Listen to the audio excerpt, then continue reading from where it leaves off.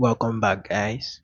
So, in light of some new developments and some new circumstances that have happened to me, I've decided to give a little rant today about one of the biggest companies in the world that makes computer processor chips. And that company is no other than Intel. Now, Intel for the longest time has been a dominator in the computer chip industry, aka for like a decade or so, they used to make very good processors and they were pretty much high end. But that's not the case anymore in 2025. So, how did we get here? How did we get to this point in time where Intel has basically become the doormat of the computer processor industry as it is in this year 2025? Well, allow me to give what I think is a brief explanation because, in light of circumstances, and I would like to show you. Give me a minute. This So as you can see, my laptop is undergoing a reset because I don't know how I did it, but I somehow got a virus on the system, so I had to reset it. So with that in light, let's talk about Intel, shall we?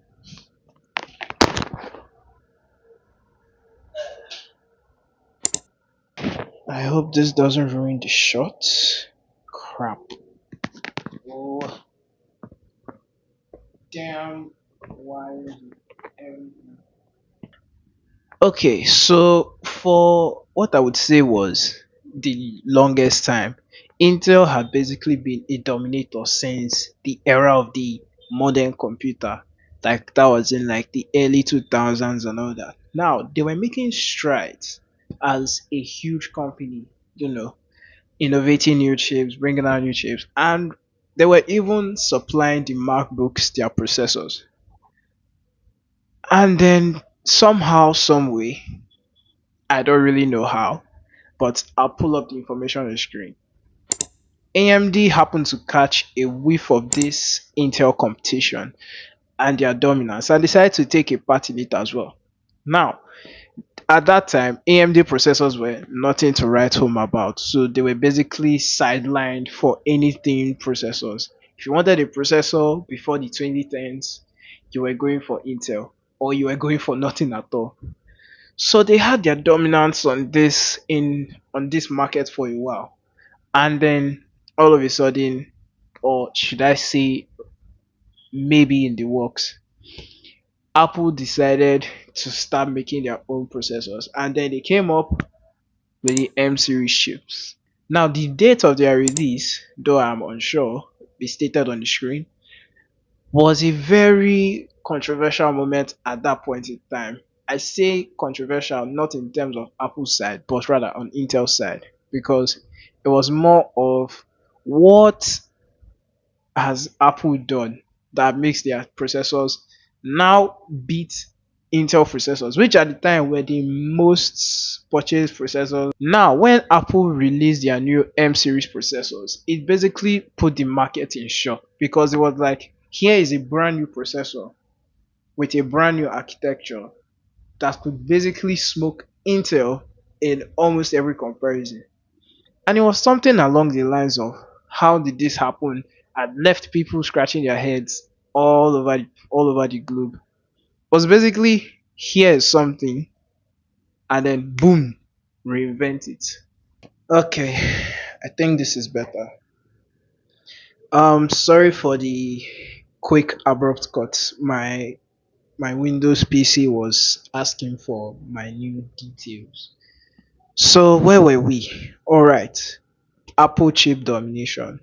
So basically, Apple came in and disrupted the market with their M series processors.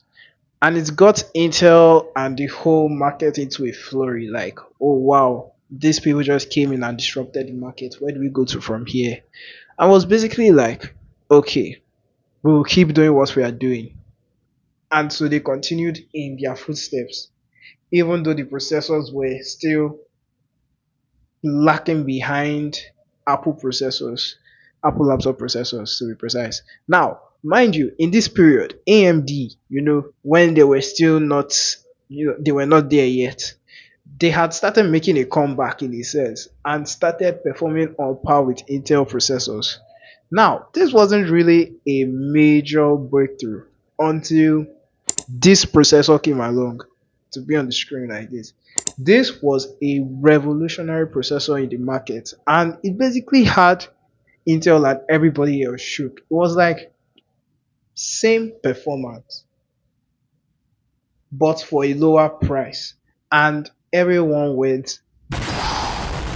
So basically, ever since the dawn of Apple M series processors and AMD processors as well, Intel has basically taken a back seat in a sense in anything processor related. Only of recent did they start doing their graphics cards and their integrated graphics as well, so that their processors could kind of have like a synergy with the processing units of the system that make things run, like games and all that.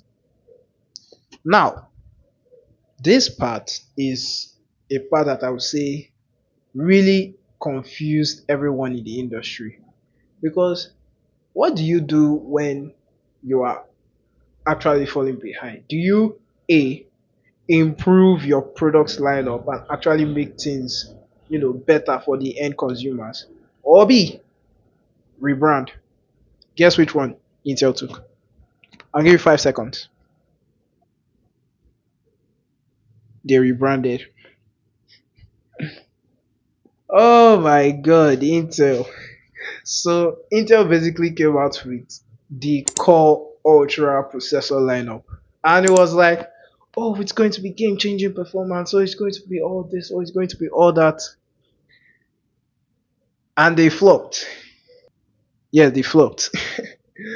There were basically no comparison between Intel processors and AMD processors and M series processors, that's Apple's processors, because the latter, that's AMD and Apple, their processors were so good that it basically, like, that was all that people were going for. If you wanted your productivity and workflow done, you'd go for Apple processors, aka MacBooks and MacBook Pros and Mac Studios and Mac Minis.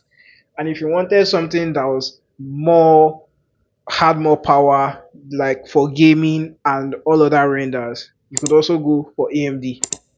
And Intel at this point in time was basically relegated to people that were just, stuck to their ways. Like if you couldn't go for anything else, Intel was your go-to. And so with Intel in the backseat, it basically became like who is going to take the market now.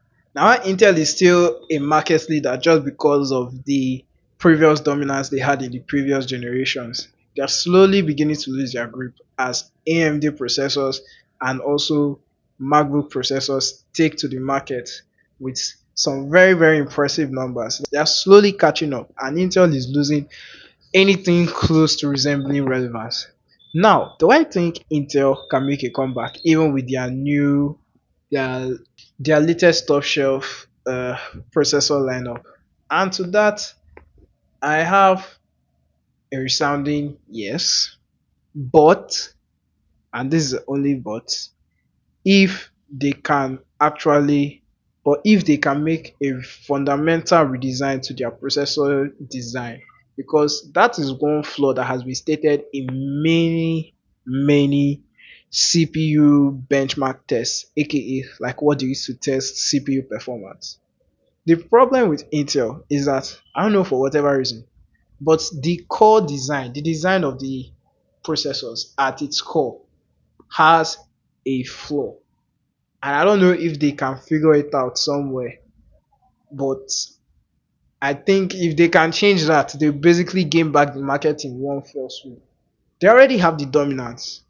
It's just for them to actually sit down and think about how they actually change the redesign of their chips. Because if they can't figure that out, MacBooks and AMD processors, that's the M series processors and AMD processors, will basically catch up, if not overtake Intel. And that, I think, is a very, very finicky area, because if they can do it in time, they can gain back the market. But then that's all for them to decide. Thank you for watching this video. If you prefer this style of videos, which is honestly a more disjointed style, please like the video, subscribe. My phone is about to die and my laptop just came on. I'll see you all in the next video. Stay tuned for more. Thank you.